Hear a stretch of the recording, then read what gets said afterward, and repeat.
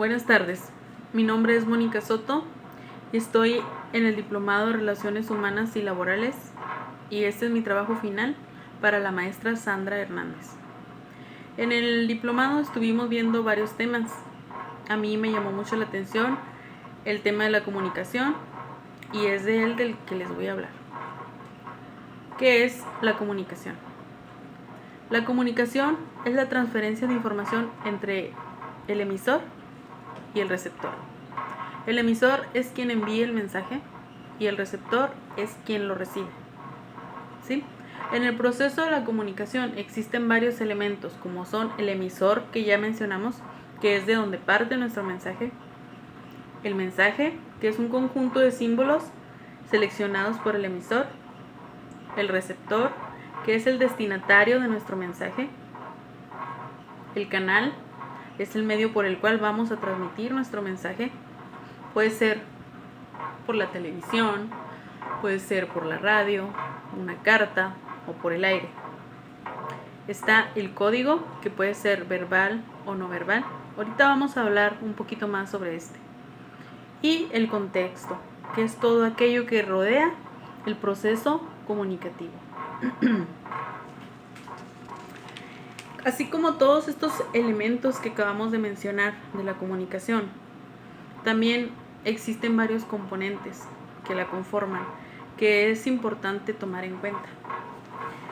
En este caso vamos a estar hablando de comunicación verbal, comunicación no verbal y elementos paralingüísticos. La comunicación verbal se puede dar de dos formas.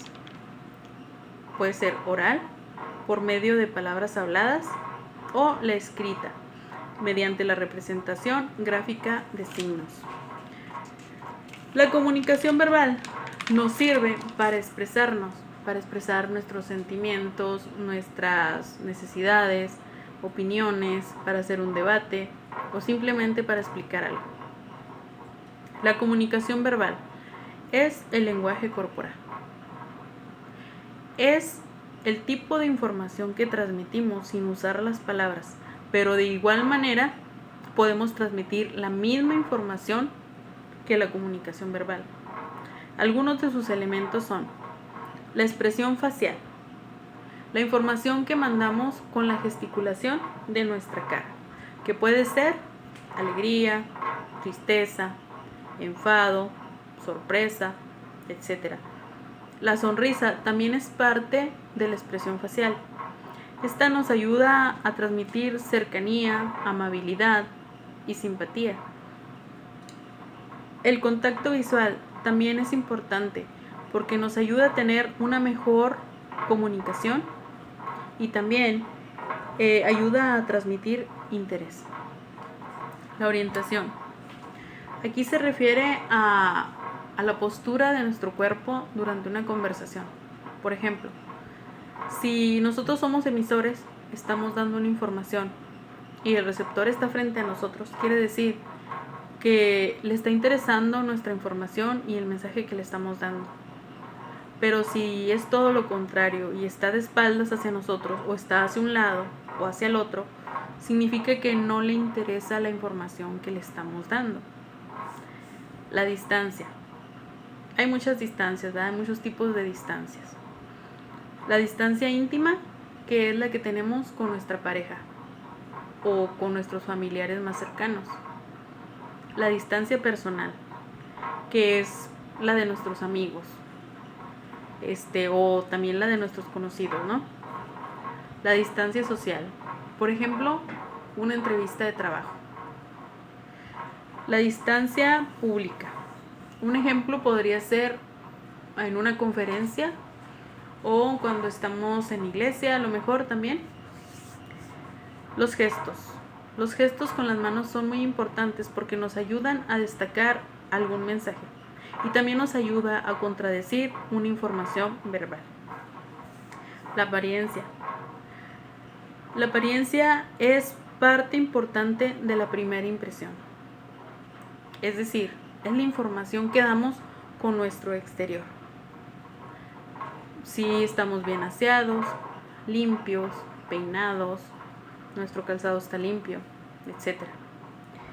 Las automanipulaciones. ¿Qué es automanipulación? Son los movimientos que hacemos tocando nuestro cuerpo. Por ejemplo, si estamos nerviosos, empezamos a tocar nuestro pelo o nuestra cara, o la nariz, o incluso empezamos a mordernos las uñas. Eso es una clara señal de nerviosismo. Los componentes paralingüísticos son aquellos que están formados por señales no verbales, pero que no tienen nada que ver con el lenguaje corporal, sino más bien con el oral. Algunos de sus elementos son el tono de voz, porque mediante el tono de voz podemos cambiar el significado de un mensaje. Por ejemplo, ves a tu amiga y le dices: uy, sí estás bien guapa. Pero si de lo contrario dices: uy, sí, estás bien guapa, si se fijan, ya no es el mismo significado de un mensaje y otro, a pesar de que dicen lo mismo. El volumen. Si tú estás emitiendo algún tipo de mensaje en voz bajita, puedes transmitir inseguridad, sumisión o hasta tristeza. En cambio, si el tono de voz es alto o moderado, puedes transmitir confianza y seguridad. El timbre es una característica de la voz que nos ayuda a diferenciar entre si el que habla es una persona u otra. Esto nos pasa muy seguido con nuestra familia, por ejemplo, con nuestra hermana y con nuestra mamá. Pero aunque el tono de voz es muy parecido, el timbre es diferente. La fluidez verbal es cuando una persona utiliza las palabras claras y concretas, sin tartamudear y sin vacilar. La velocidad consiste en si al momento de estar dando el mensaje hablamos muy rápido, el mensaje pues no les va a llegar muy claro a los receptores.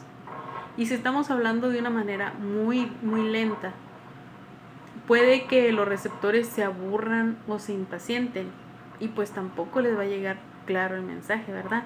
Porque a la mitad del mensaje los perdimos.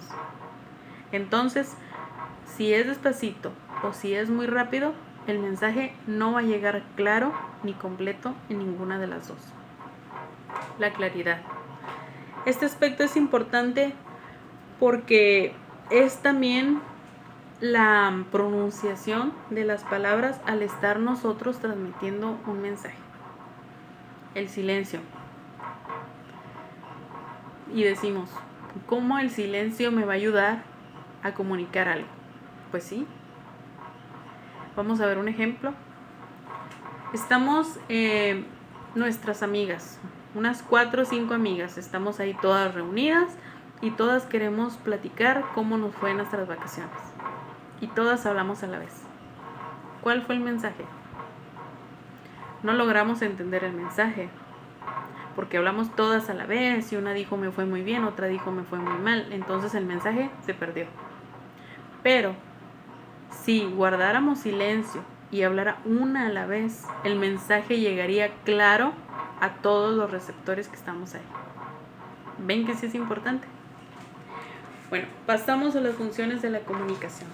¿Cuáles son? Son 4.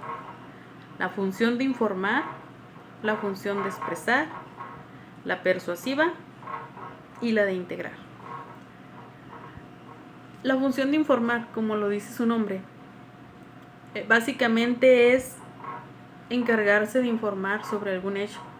Por ejemplo, el pronóstico del tiempo, que nos dice: esta tarde se espera el 70% de probabilidades de lluvia. Esa es una función de informar. La de expresar.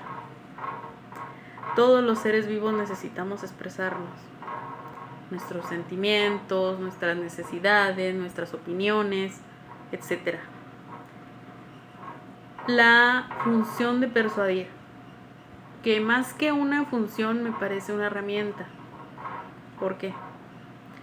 De esta manera podemos cambiar la opinión que tiene una persona de alguien o de algo. ¿sí?